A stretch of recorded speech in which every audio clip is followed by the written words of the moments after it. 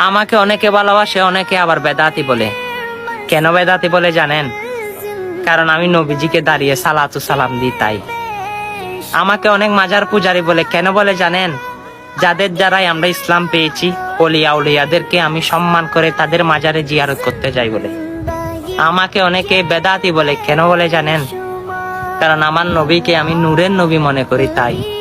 আমাকে অনেক বেদাতি বলে। কেন বলে জানেন? কারণ আমার নবীর সম্মান রক্ষার্থে, সম্মান বাড়াতে গিয়ে আমি আমার নবীকে জানের চাইতে বেশি ভালোবাসি তাই। অবশ্যই নবীর প্রেমে মুগ্ধ হয়ে এক্সট্রা কিছু করার নাম বেদাত নয়, সেটা মোহব্বত। যেটা ওয়াসকরণী করেছিল, যেটা জালাল উদ্দিন সুয়ুতি করেছিল, যেটা ইলমুদ্দিন করেছিল, হ্যাঁ সেই বেদাত আমি করতে চাই, যেখানে আমার নবীর সম্মান সবার ঊর্ধ্বে থাকে। সুবহানাল্লাহ।